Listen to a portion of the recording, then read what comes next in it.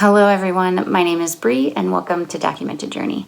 So today I just wanted to come on here and have a little chat. I haven't been on camera, I guess, like face to face on camera in a long time, and I thought that today was a good day. I wanted to talk to you about things that are changing here with my journal setup and why, I guess. So I'm going to first start with something that is super consistent and isn't changing. And you guys have seen this before. This is the avocado cork, and I am using this as my planner. It has a skunk on the inside, and then I have just field notes tucked into that front pocket, and it is my calendar.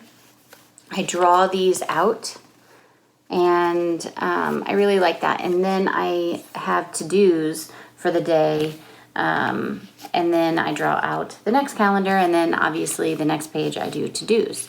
So this is working out really well. I don't need anything more. I cannot find a calendar or like a planner that I enjoy.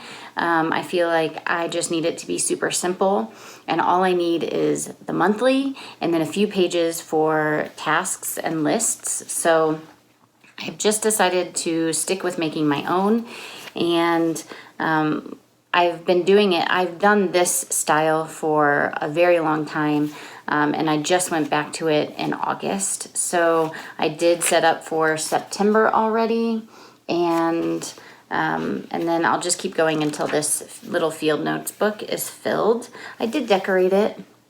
It has a Studio Katie sticker on the front, and it has some Cheyenne Barton stickers on the back.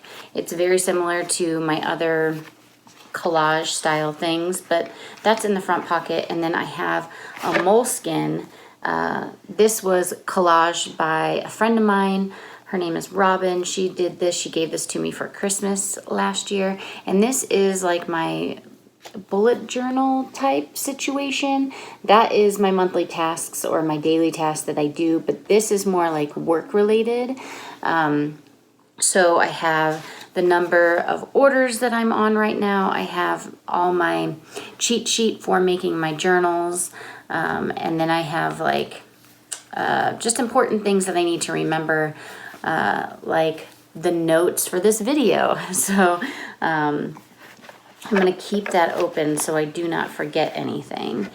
But as far as this is concerned, my planner, it's not going anywhere. It's staying. I'm using a Bolograph ballpoint pen. I love these pens. They are hands down my favorite ballpoint. It's more of a dry ink inside of here, so when you're writing, you don't get those like gummy bubbles of ink. And I just really like how this writes on the paper. You don't have to press hard to get the ink to flow, but it's not like super gooey and wet, if that makes any sense. I get these at Jet Pens. One of the things that people have commented to me about is they come with blue ink. So if you are not into blue ink, then you need to purchase a black ink cartridge when you order these from Jet Pens. I want to say they're like $6 for the pen and $4 for the refill. Don't quote me, but I think that's what it is.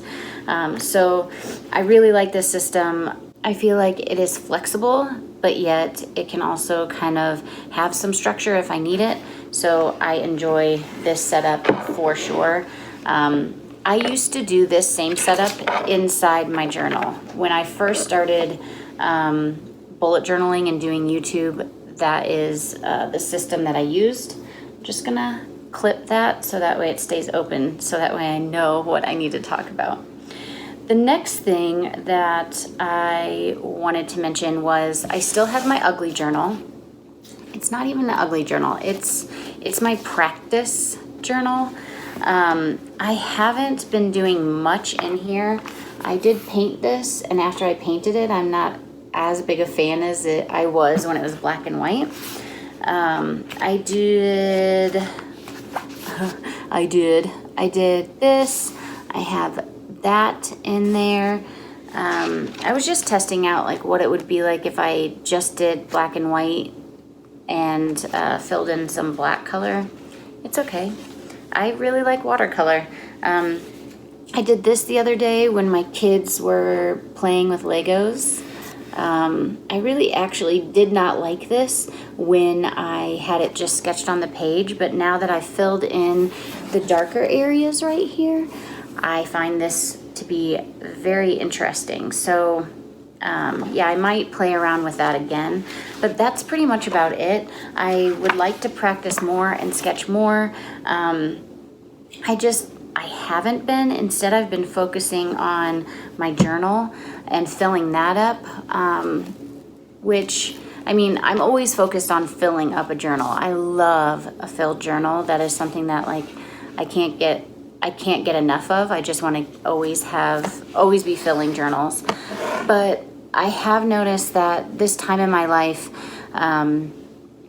with the kids being home, with the kids doing remote learning, and now they're going to really be home, with my husband working from home, and we live in a little condo that is not conducive for a 4-person family. I mean, it's working, it's fine, but we are still looking to possibly buy a house, and we're not very good at settling for something. So with that being said, I've been like having a lot of anxiety of what's coming up, of how much time I'm not going to have to myself. So I guess the writing has been, I don't know, it's just therapeutic, right? So I've been focusing more on that than I have anything else. And for me, and I've talked about this before, but for me, it's not that is therapeutic, because sometimes it creates more anxiety. What's therapeutic for me is sketching. So I have come up with a plan to help me get through the start of the school year with the kids. So I did finish this. This is number 9 of my journal, and it is completely finished. Now with this type of journal, I did add like bits and other things in here, and I like that, but I noticed that I got away from adding photos. Wasn't adding photos. So what I'm gonna do is I'm going back to what I'm used to. I have cleaned out my signature size traveler's notebook. I took out, the folder's still in there, but I took everything out, and I'm just gonna archive this. Should probably take out that sticker. So I'm just going to put this away for a little bit. I still have some inserts that obviously I'm going to use up before I buy anything else.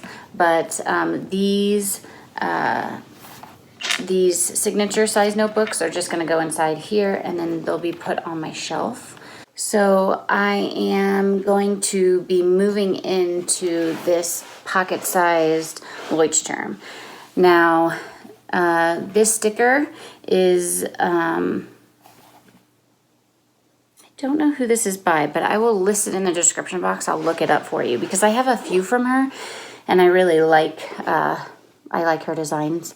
But this is a pocket Leuchtturm, like I said. It fits in my field notes covers if you put it on the strings. So I'll be sticking mine on the elastics, and it's kind of like a top to bottom perfect fit. I've shown this before, and this is how I'm going to use it. I picked a pocket size because I feel like this will get me out of my comfort zone of wanting to stick things down. That is not what I want to do anymore. I want to obviously journal, because I feel like that's important, but I want to get out of my journal and I want to move into my sketchbook more. I have in this sketchbook, which you guys have seen so many times. I have been in this sketchbook since last year, the beginning of last year. Yeah, August 23rd. So it's been, not the beginning of last year, it's been a whole year since I have been working through this sketchbook, and I have like 6 pages left. So I would like to be able to finish this sketchbook and do a flip for you. I'd like to be able to practice a bunch more in this sketchbook and be able to move on to something else. Like once these are done, then I can move on to something else. So my idea is to move into a smaller journal less, sketch more. I also think that that would help with being able to calm myself down if I need to through this crazy time of remote learning and all that kind of stuff. So I have reduced myself to the pocket size journal. So I have started today, and I am solely going to bring back my fountain pens. I have 2. I have this one, which is a TWSBI Eco, and I absolutely love this because of the ink capacity that it holds. I have a hard time getting away from this specific pen because of that. I also have this, which I don't see a lot of. It's a Lamy pen, but it has a nice grip section on it, and it has a fine ink capacity. I have a cartridge or a converter in here, and it's easy to fill. You can change the nibs on a Lamy super easy. I love the Lamy because of that. This is a beautiful writer. I love the nib on here. So I don't even know what this is called. I got it because it was olive green. So this is my other fountain pen that I absolutely love that I will be using. I have a green ink in here, which I could swatch for you actually. So I have tried a few things in here, but I'm not a huge fan of everything. So I have the pen inked here. It writes beautiful on this paper. I tried a mild liner, letter sparrow paints, and my Daniel Smith, and this is what the paints do, which I'm not excited about. But I am heavy with my water, so maybe if I don't use as much water, it doesn't produce that bubble effect. I'm not really sure, but the ink that I'm going to be using is the platinum green. I really like that ink. I feel like it's dingy enough that I don't know. I just feel like it's a good green. I do want to look into maybe getting like a brown, but more of a orange or yellow tone brown, kind of like a golden. And that's something that I am thinking about, but I like waterproof inks. So let me swatch for you this platinum green. Let me do that. Hang on. Okay, so it's called Forest Black, actually, by Platinum. This is the bottle that it comes in. And this was one of the first inks that I've ever bought. I have 2. I have Documented ink Urban Gray by Diatramentis. And then I have this, this Platinum. What is this called? Forest Green, maybe? I don't know. I will just swatch this for you on here.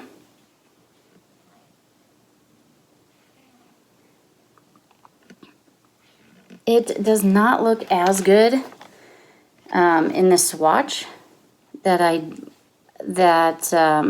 it does when I am using it in the pen. I feel like the pen creates some good like shadowing, or I don't know really what it's called because I'm not super big into fountain pens, but sorry, I had to throw that away. But since I'm going to be using this type of paper, I thought I might as well. So this is it swatched, and you see that it's very like olivey and deep, but when I actually write with it in the pen, there is some it creates some cool things where it's like light and dark and you can see all that where the ink pools, and it's really good in this pen. This is fine too, but this is, it's a finer point, so it doesn't create those shadows as much. I do have this Diatramentis Urban Gray, which is I feel a staple. I don't have a fountain pen to put it in unless I use this one, but whatever. I'm not gonna go out and buy a fountain pen not yet anyway. So yeah, that is my plan. I am going to slim down my journal so that way I write less, draw more. Then I can give you a flip through of this finally. I feel like it's a long time coming. There are some great things in here that I would like to share and talk about. And I haven't been able to because I have really slowed down my sketching and